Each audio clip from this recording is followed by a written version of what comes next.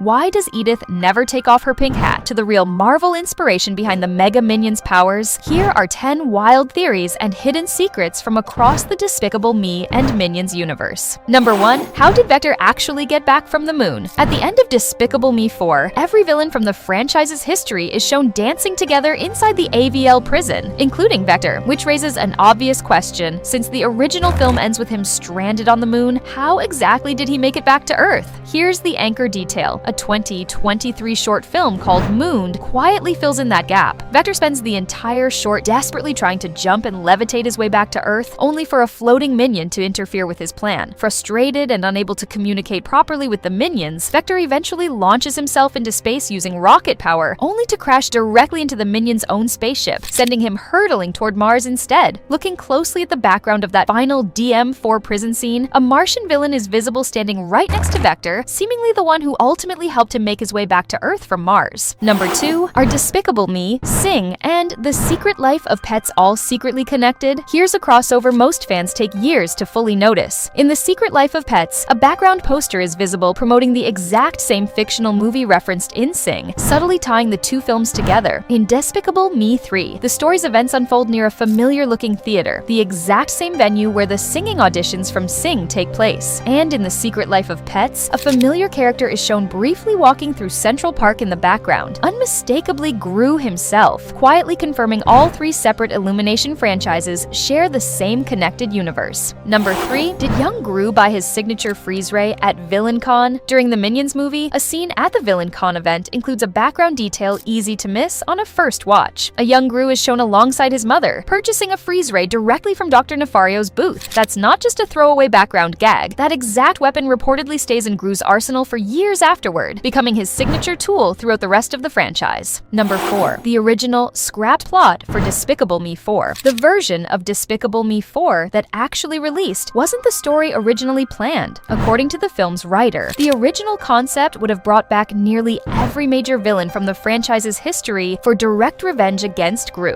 The plan reportedly involved Maxime forming an entire team of supervillains after helping several of them escape prison, including El Macho, Balthazar Brat, and Vector, all playing major roles in the film's third act. That version was ultimately scrapped entirely by the studio, but if you paid close attention to the film's actual ending, nearly every villain in the franchise still makes a brief appearance in the final scene anyway, including Scarlet Overkill and the Vicious Six, quietly preserving a piece of that original vision. Number 5. Why does Edith never take off her pink hat? Throughout the entire franchise, Edith is never once seen without her signature pink hat. Not during recitals, not dressed as a ninja, not even while sleeping. The other two girls change outfits constantly, but that hat never moves. The theory ties back to the girls' shared history as orphans under Miss Hattie's harsh care, where personal belongings were essentially forbidden to save space. When adopted by Gru, the girls arrive with almost nothing except a single stuffed unicorn between them. The theory suggests Edith's hat may have been the last thing her biological mother ever gave her, or even belonged to her mother directly, explaining why she refuses to ever risk losing or damaging it. Wearing it constantly isn't a style choice. It's protecting the last physical memory she has left of her. Quick one before we keep going.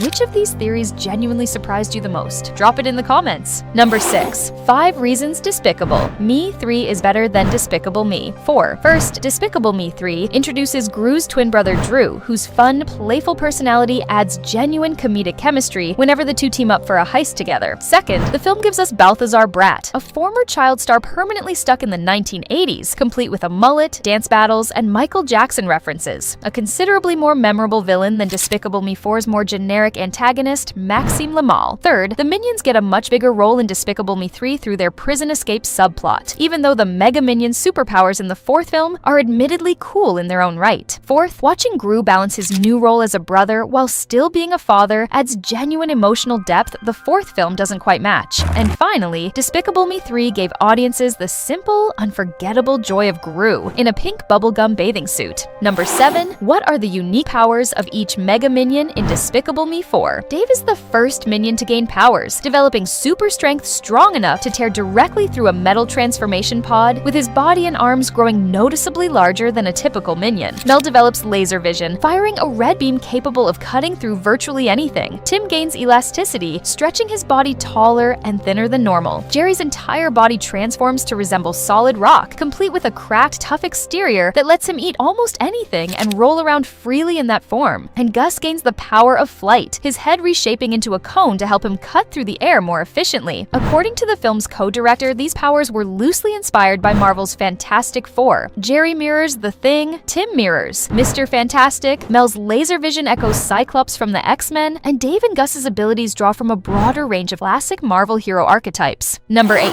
Why do minions actually wear goggles? Most fans assume minions wear goggles purely because of poor eyesight, especially after Kevin's goggles get foggy and cracked while transformed into a purple monster in Despicable Me 2. But here's the detail that flips that assumption. In a short film, when one minion pulls back another's goggles, his eye socket briefly pops out of place and dangles loosely before snapping back. That reveals the goggles' actual purpose. They're not correcting vision at all. They're physically holding the eye socket in place. The goggles were never a fashion accessory or vision aid. They're structural. Number 9. 5 connected Easter eggs hidden in Minions. The Rise of Gru. At an ice cream shop, Gru skips a long line by using his freeze ray to blast every customer. A direct callback to the original Despicable Me, where he uses the exact same trick to clear a coffee shop line. During a training scene, Stuart pulls out a lunchbox featuring Scarlet Overkill, the villain from the very first Minions film. During an airport scene, Fredonia appears on the arrivals board, the exact fictional country later revealed as home to Gru's twin brother Drew. At Wild Knuckles' house, distinctive crocodile-themed seating is visible, the same design Gru later installs in his own home in Despicable Me. And at the very end of the film, Wild Knuckles delivers a line to Gru that quietly foreshadows his future plan to steal the moon as an adult. The moon, kid!